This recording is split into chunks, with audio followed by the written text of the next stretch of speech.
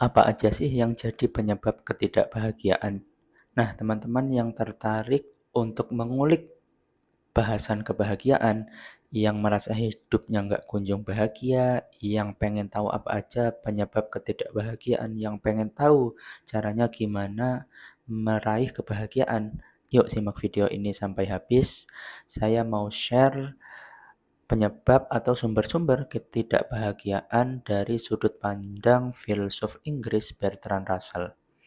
Nah, sebelumnya teman-teman jangan lupa follow akun saya, kasih tanda like, save, dan share video ini. Nah, materi ini saya dapat dari Ngaji Filsafat di Masjid Jenderal Sudirman Yogyakarta edisi Oktober 2023 yang mengulik bukunya Bertrand Russell judulnya The Conquest of Happiness. Sumber penyebab ketidakbahagiaan yang pertama menurut Russell adalah kepribadian Byronic. Nah, Byronic ini merujuk pada sosok Lord Byron yang merupakan penyair atau sastrawan dengan karakter-karakter karyanya yang romantik, melodramatik, sendu, sunyi, melankolik, kesepian, murung. Nah, menurut Russell, karya-karya Lord Byron ini mencerminkan ketidakbahagiaan, tapi bangga atas ketidakbahagiaan itu. Nah, kepribadian Byronic ini digambarkan sebagai orang yang mantap untuk memilih tidak bahagia, tapi bangga mempublikasikan, membangga-banggakan, mengekspos ketidakbahagiaannya kepada publik. Nah, makanya Pak Russell ini menggambarkan orang tidak bahagia itu seperti pria kurang tidur yang selalu membangga-banggakan kehidupannya. Maksudnya gimana? Jadi seseorang ini super-super sibuk, selalu tegang kerja terus, bahkan di saat waktunya bersantai, orang lain bersantai, dia tidak bisa bersantai karena sibuk dengan pekerjaan. Tapi dia selalu membangga-banggakan kesibukannya itu. Padahal orang lain yang melihat dia itu perlu dikasihani, tapi dia itu tetap merasa bangga pada aktivitas kesibukannya. Sumber atau penyebab ketidakbahagiaan yang kedua adalah mindset kompetisi. Nah, jadi kita perlu menggeser, menyingkirkan mindset untuk bersaing, berkompetisi, merasa perlu untuk selalu lebih menonjol pada orang lain, selalu merasa lebih baik, selalu merasa perlu untuk lebih baik dari orang lain, mengukur diri dengan standar-standar orang lain, bahwa kita nggak perlu melihat segalanya dengan kacamata kompetisi, karena itu akan bikin hidup kita susah sendiri, hidup kita berat sendiri, kita yang membikin ketidakbahagiaan itu sendiri. Nah, bahwa sukses atau berhasil itu nggak selalu atau nggak melulu diraih dengan kompetisi atau persaingan. Sukses itu penting, ada progres itu penting, ada kemajuan itu penting, tapi bukan dengan mindset kompetisi. Sumber ketidakbahagiaan yang ketiga adalah kebosanan. Nah, biasanya kalau kita mencoba hal baru, kita akan merasakan kebahagiaan. Tapi lama-kelamaan, kalau kebahagiaan atau kegembiraan itu berulang, lama-lama akan menjadi kebosanan. Nah, bosan ini adalah kondisi kita merasa tidak lagi nyaman, tidak lagi tertarik dengan kondisi yang ada saat ini dan ingin mencoba lagi sesuatu atau hal yang baru. Nah, pastikan aja kita menjaga keinginan-keinginan untuk mencoba hal baru itu agar selalu mengarah ke yang positif. Sumber ketidakbahagiaan yang keempat adalah kecemasan yang melahirkan kelelahan. Nah, kecemasan atau kekhawatiran ini seringkali muncul ketika kita harus bersikap, mengambil tindakan, menentukan pilihan. Nah, biasanya kita ragu-ragu kalau memilih ini nanti hasilnya seperti apa, kalau memilih ini nantinya seperti apa. Nah, kecemasan yang berlebihan itu menyebabkan keraguan-raguan dan berujung pada kelelahan ya. Antisipasinya gimana? Tanyakan pada diri sendiri apa sebenarnya yang menyebabkan kita merasa cemas atau khawatir itu. Kita perlu menyadari juga bahwa tidak terlalu penting untuk mencemaskan sesuatu yang belum jelas. Nah, kita bahkan nggak tahu apa sih yang menyebabkan kecemasan itu.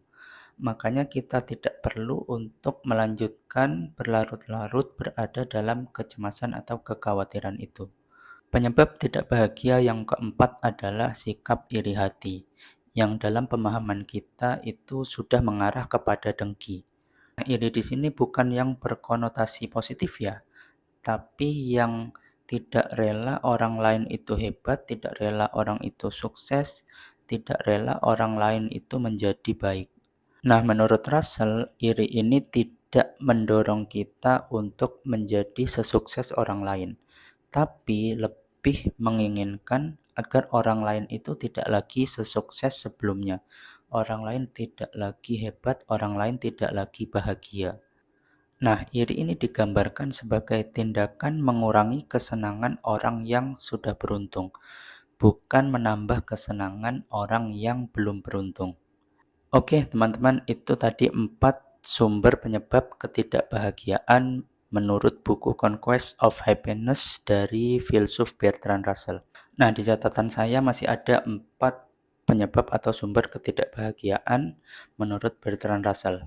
Nah, teman-teman, kita lanjut di part 2. Jangan lupa kasih tanda like, komentar, save, dan share video ini. Dan juga jangan lupa follow akun saya untuk mendapatkan bahasan-bahasan atau topik seputar filsafat lainnya ya. Sumber penyebab ketidakbahagiaan part 2. Nah, di video sebelumnya saya sudah share penyebab ketidakbahagiaan dari sudut pandang filsuf Inggris Bertrand Russell. Nah, kali ini kita akan bahas 4 poin lagi yang jadi sumber penyebab ketidakbahagiaan. Nah, ini didapat dari bukunya Bertrand Russell yang judulnya The Conquest of Happiness atau Menaklukkan Kebahagiaan.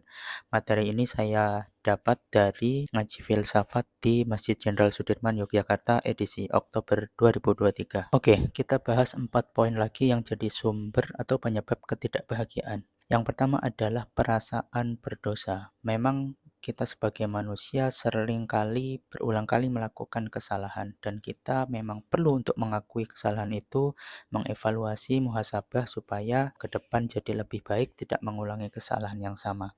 Tapi punya perasaan berdosa yang terus-menerus atau berkepanjangan itu juga tidak bagus ya. Justru perasaan berdosa yang terus-menerus itu akan menjadi sumber ketidakbahagiaan, akan membuat diri kita merasa tidak nyaman ya.